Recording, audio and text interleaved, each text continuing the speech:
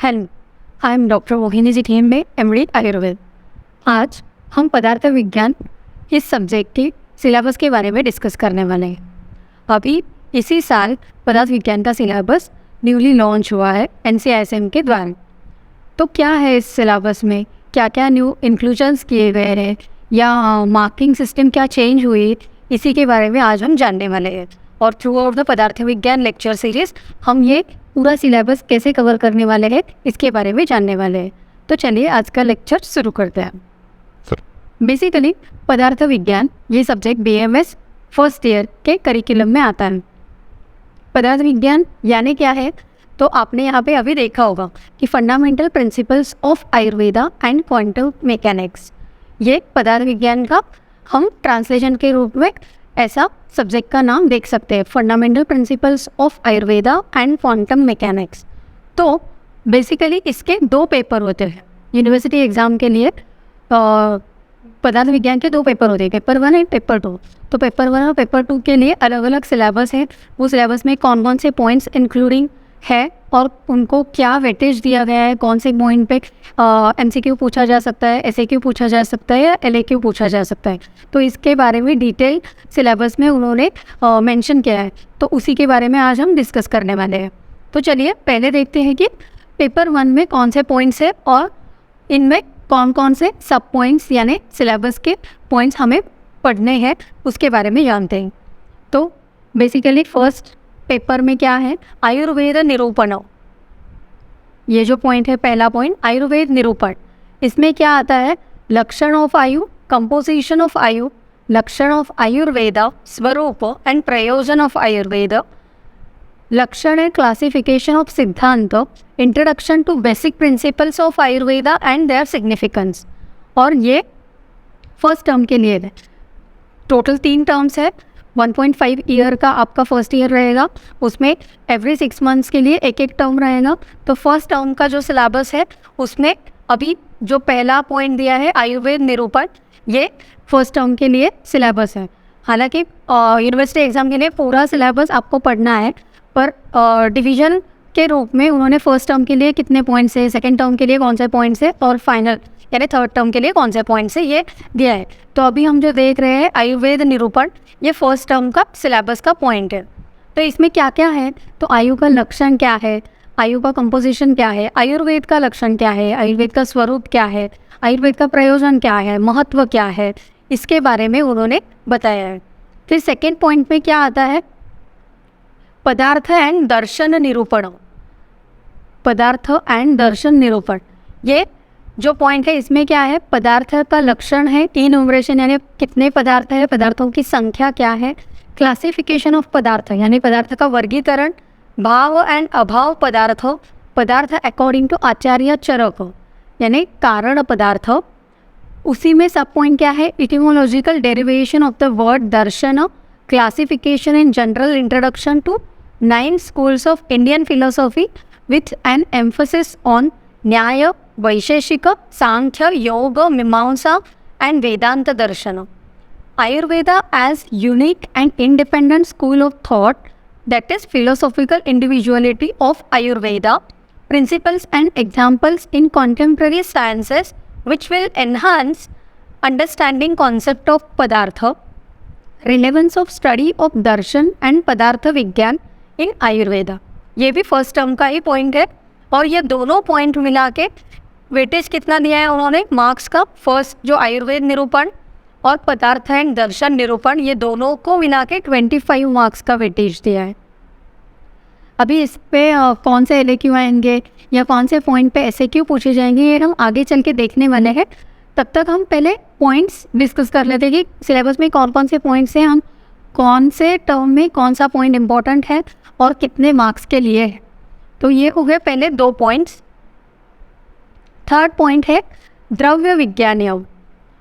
इस पे क्या है, द्रव्य विज्ञानियम में द्रव्य का लक्षण, क्लासिफिकेशन, द्रव्यों की संख्या, पंचभूत, various theories regarding the creation यानी थेरीज ऑफ तैत्तरीय उपनिषद, न्याय वैशेषिक, सांख्य, योग,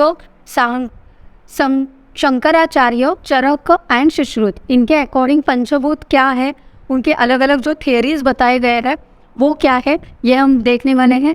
लक्षण एंड क्वालिटीज़ ऑफ ईच महाभूत, मतलब हर एक महाभूत जो पंच महाभूत बताए गए हैं, पृथ्वी, आप, तेज, वायु, आकाश, उनके लक्षण क्या है और उनके गुण क्या है ये हम देखने वाले हैं। फिर है काल।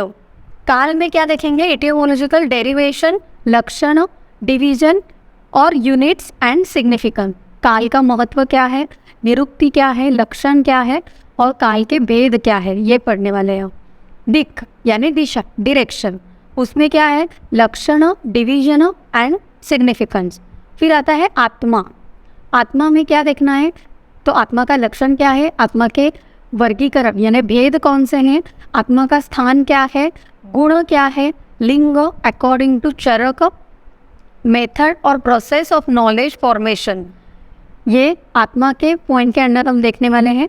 पुरुष, अकॉर्डिंग टू आयुर्वेदा अतिवाहिक पुरुष क्या है, सूक्ष्म शरीर क्या है, राशि पुरुष क्या है, चिकित्सा पुरुष क्या है, कर्म पुरुष क्या है, ये सब हम पढ़ने वाले हैं। फिर आता है नेक्स्ट पॉइंट मानस। मन के बारे में क्या क्या बताया है, तो मन का लक्षण क्या है, मन के पर्याय, मन के गुण, objects, functions, dual nature of mind. उभयात्मक कहा गया है मन को, मतलब ज्ञानेंद्रिय भी है और कर्मेंद्रिय भी कार्य करता है, इसी की वजह से मन को उभयात्मक इंद्रिय कहा गया है।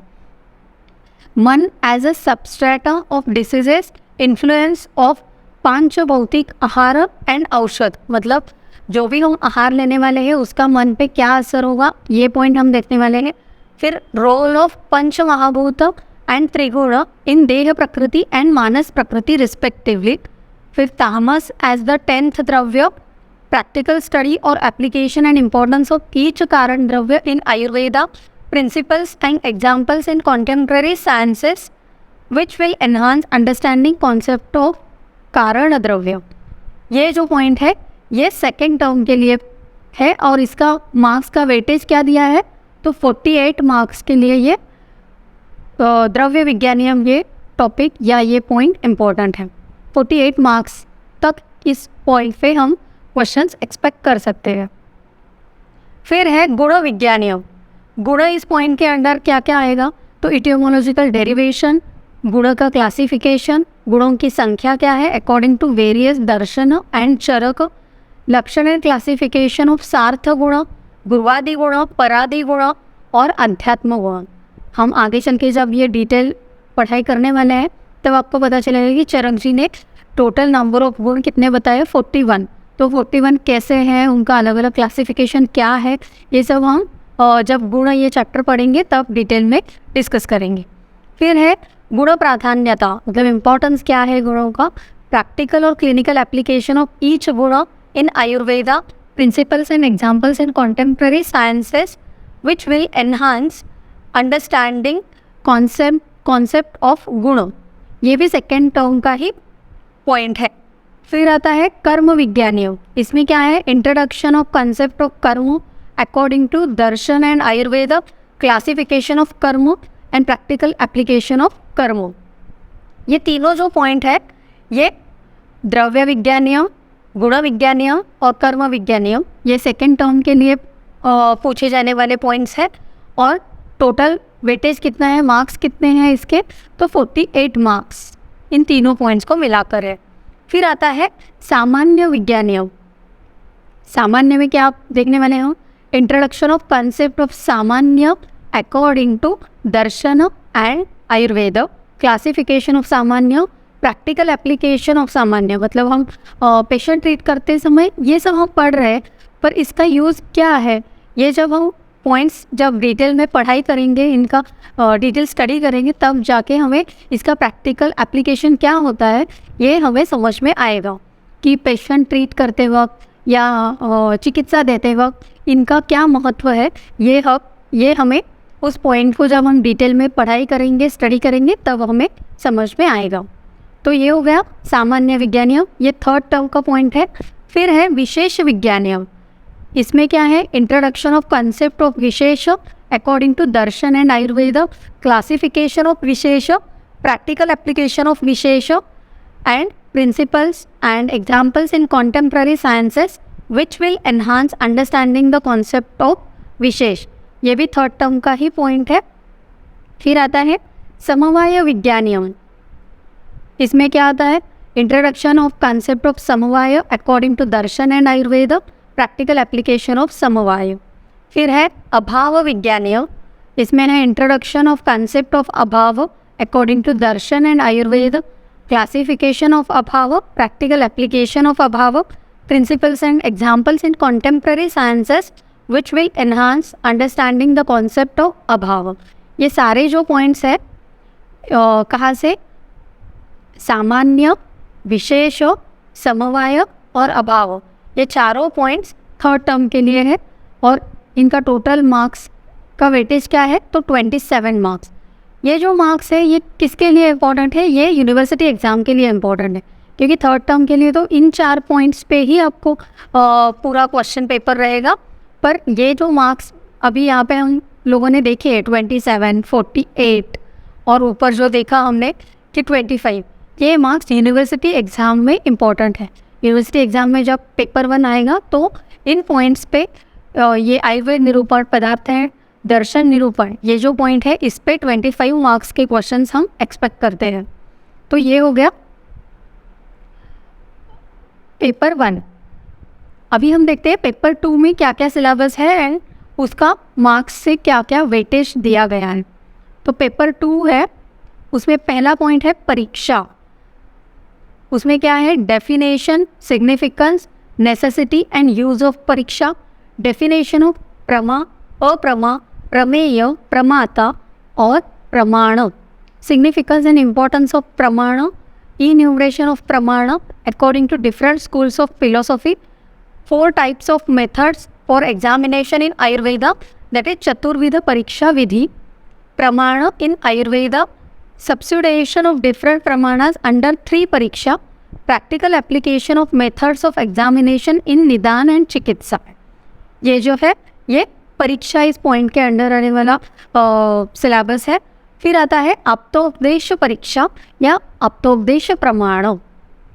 उसमें कौन से सब पॉइंट्स दिए गए हैं, लक्षण ऑफ आप्तोपदेश, लक्षण ऑफ आप्त, लक्षण ऑफ शब्द एंड इट्स टाइप्स, शब्द वृत्ति, अभिधा, लक्षण, व्यंजन एंड तात्पर्याख्या और शक्ति ग्रह हेतु। वाक्य, इसमें क्या है, वाक्य का कैरेक्टरिस्टिक क्या है और आकांक्षा, योग्यता, सन्निधि, इनके बारे में हम पढ़ने वाले हैं। इम्पोर्टेंस ऑफ आप्तोपदेश in maintaining health, prevention of diseases, diagnostics, therapeutics and research. ये हो गया आप्त प्रमाण या आप्तोपदेश प्रमाण। ये फर्स्ट टर्म का सिलेबस है और मार्क्स का वेटेज कितना दिया है इन्होंने इस पॉइंट के लिए, परीक्षा और आप्तोपदेश के लिए 26 मार्क्स का वेटेज दिया गया है। फिर आता है प्रत्यक्ष परीक्षा या प्रत्यक्ष प्रमाण। उसमें क्या है, लक्षण ऑफ प्रत्यक्ष, types of pratyaksha, nirvikalpa, savikalpa with description, description of laukika and alaukika types and their further classification. Indriya prapyakaritva, 6 types of सन्निकर्ष जो बताए गए हैं उसके बारे में हम पढ़ने वाले हैं।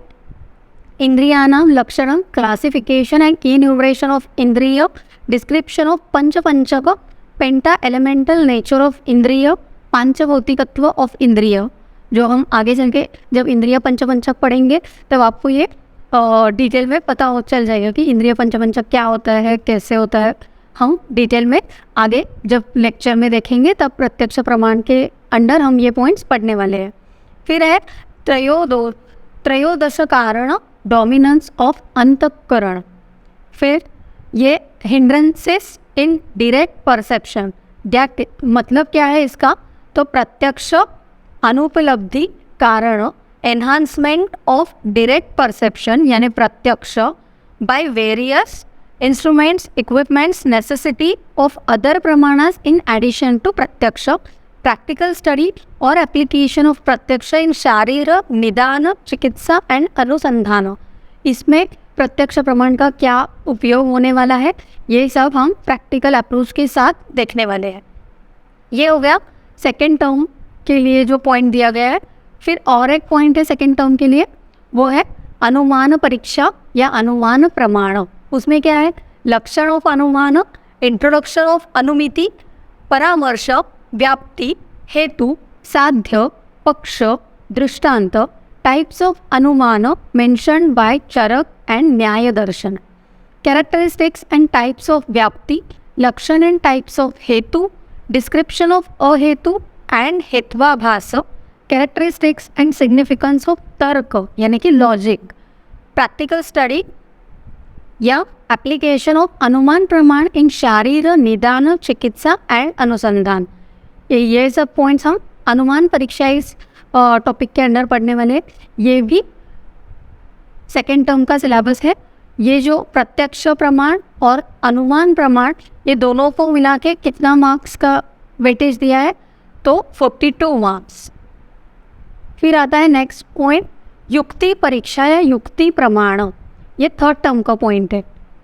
लक्षण and description, importance in Ayurveda, practical study and utility in diagnostics, therapeutics and research. उपमान प्रमाण, तो उपमान प्रमाण का लक्षण क्या है, इसका एप्लीकेशन शारीर, चिकित्सा, निदान और अनुसंधान यानी रिसर्च में इनका क्या इम्पोर्टेंस है। फिर है कार्य कारण सिद्धांत, ये भी थर्ड टर्म का ही पॉइंट है। उसके अंडर हम देखने वाले हैं लक्षण ऑफ कार्य एंड कारण, टाइप्स ऑफ कारण, सिग्निफिकेंस ऑफ कार्य एंड कारण in Ayurveda, different opinions regarding the manifestation of कार्य फ्रॉम कारण, सत्कार्यवाद, परिणामवाद, इवर्तवाद, असत्कार्यवाद, आरंभवाद, परमाणुवाद, क्षणभंगुरवाद, पिनुपाक, पिठरपाक, अनेकांतवाद, स्वभाववाद, importance and utility of each of these in Ayurveda, study of cause effect relationship, causality, causation in contemporary sciences। ये जो है ये कार्य कारण सिद्धांत, इस पॉइंट के अंदर हम पढ़ने वाले हैं। ये सारे जो पॉइंट है युक्ति प्रमाण, उपमान प्रमाण और कार्य कारण सिद्धांत, ये थर्ड टर्म के पॉइंट्स हैं। और इसका मार्क्स कितना दिया है इन तीनों पॉइंट्स को मिला के, तो 32 मार्क्स। ये हो गया पेपर 2। ऐसे पेपर 1 और पेपर 2 का सिलेबस हमने अभी देखा कि कौन कौन से पॉइंट्स है पेपर 1 में, पेपर 2 में कौन से पॉइंट्स हैं और उनके अंडर कौन से सब पॉइंट्स है और कौन से टर्म में कौन सा पॉइंट पूछा जा सकता है और यूनिवर्सिटी एग्ज़ाम के लिए कितना मार्क्स इसको हम एक्सपेक्ट कर सकते हैं पर्टिकुलर पॉइंट को। तो अभी एक बार हम देख लेते हैं कि पेपर कैसा रहेगा या पेपर का स्ट्रक्चर कैसा रहेगा। तो यहाँ पे दिया है पेपर 1 3 घंटे के लिए रहेगा और मार्क्स रहेंगे 100 marks and all questions are compulsory, मतलब आपको ऑप्शन के लिए कोई भी एक्स्ट्रा क्वेश्चंस नहीं पूछा जाएगा। सारे जो क्वेश्चंस पूछे वो कंपलसरी है, आपको अटेंड करने ही है, लिखना ही है। 3 घंटे के लिए टाइम मिलेगा आपको, 3 घंटे, और 100 मार्क्स के लिए पेपर 1 रहेगा।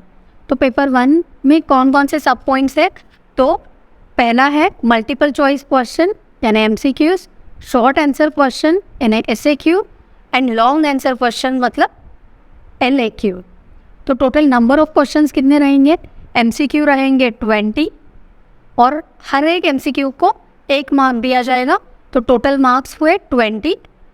SAQ जो रहेंगे वो टोटल 8 रहेंगे, 8 इन नंबर्स, एंड हर एक क्वेश्चन को 5 मार्क्स दिया जाएगा और ऐसे टोटल होते हैं 40 मार्क्स के SAQ। LAQ जो है वो 4 ही पूछे जाएंगे और हर एक LAQ का 10 मार्क के लिए पूछा जाएगा, तो टोटल हो गया 40 मार्क्स के LAQ। तो ये टोटल ग्रैंड टोटल होता है 100।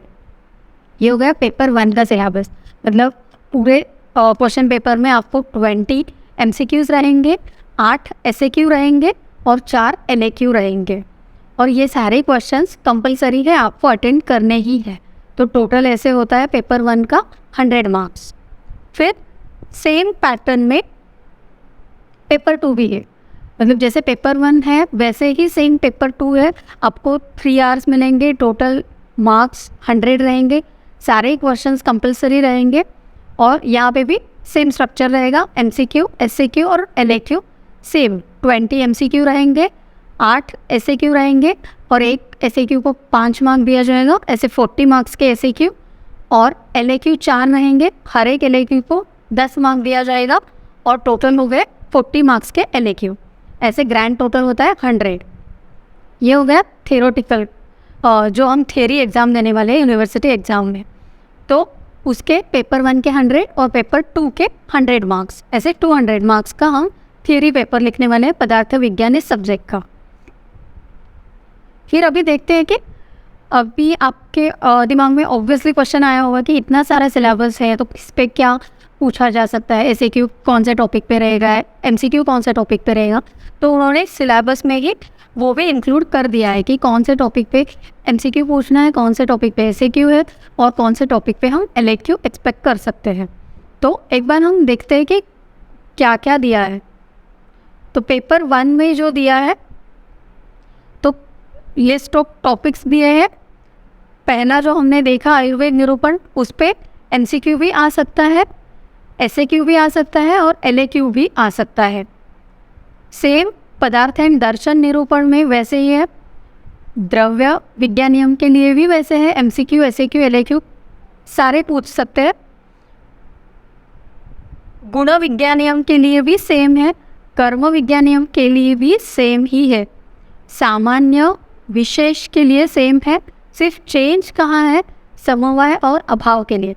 समवाय और अभाव पर एलएक्यू नहीं आएगा क्योंकि उन्होंने एलएक्यू के अंडर नो लिखा है, मतलब समवाय और अभाव इस पे सिर्फ हम एमसीक्यू और एसएक्यू ही एक्सपेक्ट कर सकते हैं, इस पे एलएक्यू नहीं आएगा। फिर आता है पेपर 2, उसमें परीक्षा जो पॉइंट है उस पे एमसीक्यू एसएक्यू और एलएक्यू आ सकते हैं। आप्तोपदेश पे एमसीक्यू एसएक्यू एलएक्यू आ सकते हैं। प्रत्यक्ष और अनुमान ये जो है उस पे भी एमसीक्यू एसएक्यू एलएक्यू आ सकते हैं। सिर्फ चेंज अभी कहा है, युक्ति परीक्षा जो दिया है उस पे एलएक्यू नहीं आएगा, युक्ति प्रमाण पे एलएक्यू नहीं आएगा, सिर्फ एमसीक्यू और एसएक्यू आ सकते हैं। सेम उपमान प्रमाण के लिए बताया है, उपमान प्रमाण के लिए भी एलएक्यू नहीं रहेगा, सिर्फ एमसीक्यू और एसएक्यू रहेंगे। कार्य कारण सिद्धांत पे एमसीक्यू भी होगा, एसएक्यू भी होगा और एलएक्यू भी होगा। ये हो गया कौन से टॉपिक पे एमसीक्यू एसएक्यू एलएक्यू आ सकते हैं। फिर उन्होंने एमसीक्यू के लिए भी पॉइंट्स दिए हैं कि टॉपिक कौन कौन से टॉपिक पे आ सकते हैं। अभी तो हमने डिटेल में देखा, फिर भी उन्होंने एक अलग कॉलम करके बताया है कि total 20 questions, 20 multiple choice questions रहेंगे। 1 मार्क हर एक एमसीक्यू को दिया जाएगा and all MCQs are compulsory. तो कौन कौन से टॉपिक पे हम एमसीक्यू एक्सपेक्ट कर सकते हैं? तो टॉपिक नंबर 1, 2, 3, 4, 5, 6, 7, 8, 9, 2, 3, 4, 5, 6, 7, 9, 1, 2, 3, 4। मतलब क्या है कि कोई कुछ ऐसे टॉपिक्स है जिस पे 2-3 एमसीक्यूज भी आते हैं। क्योंकि अभी आपने ऑब्जर्व किया होगा तो एक टॉपिक नंबर 1 पे उन्होंने कितने दिए हैं? टॉपिक नंबर 1 पे 1, 2 ऐसे 2 क्वेश्चंस टॉपिक नंबर 1 पे एमसीक्यू पूछे जा सकते हैं। फिर टॉपिक 2 पे क्या है? 1, 2, 3। टॉपिक 2 पे 3 एमसीक्यू आ सकते हैं, टॉपिक 1 पे 2 एमसीक्यू आ सकते हैं। ऐसे उन्होंने डिटेल 20 एमसीक्यू में भी ज़्यादा से ज़्यादा कौन से टॉपिक से आएंगे एमसीक्यू वो भी उन्होंने डिटेल मेंशन किया है। फिर शॉर्ट आंसर क्वेश्चन के लिए भी वैसे ही उन्होंने दिया है। टोटल 8 क्वेश्चंस रहेंगे और हर एक क्वेश्चन को 5 मार्क दिया जाएगा। ऐसे 40 मार्क्स के एसएक्यू रहेंगे। All questions are compulsory. कौन से टॉपिक पे एसएक्यू रहेगा? टॉपिक नंबर 1, 2, 3, 4, 5, 6 और 7 पे एक रहेगा, 8 और 9 पे एक रहेगा, 3 और 4, मतलब 3 या 4 ऐसे दोनों में से कोई भी रिपीट हो सकता है। फिर आता है लॉन्ग आंसर क्वेश्चन, उसमें 4 क्वेश्चंस रहेंगे, 10 marks each and all questions are compulsory.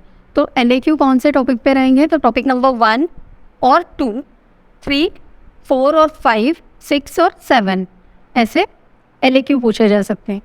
तो same goes with paper 2। Paper 2 में भी 20 questions, all questions are compulsory, MCQ के लिए। फिर कौन कौन से टॉपिक पे आएंगे, 1 2 3 4 5 6 7, 1 2 3 4 5 6 7, फिर 1 2 3 4 7 4, मतलब फोर्थ जो टॉपिक है उस पर ज़्यादा से ज़्यादा MCQ पूछे जाने वाले हैं, तो हमें उस टॉपिक को ज़्यादा डिटेल में पढ़ना है। फिर आता है शॉर्ट आंसर क्वेश्चन। तो शॉर्ट आंसर क्वेश्चन में सेम 5 मार्क का एक क्वेश्चन होगा, टोटल 8 क्वेश्चंस रहेंगे और सारे क्वेश्चन कंपलसरी है। कौन कौन से टॉपिक पे रहेगा, 1 2 3 4 5 6 7, 3 और 4 मतलब थर्ड टॉपिक या फोर्थ टॉपिक, इन दोनों में से कोई एक टॉपिक पे क्वेश्चन रिपीट होता है MCQ के लिए। फिर आता है लॉन्ग आंसर क्वेश्चन।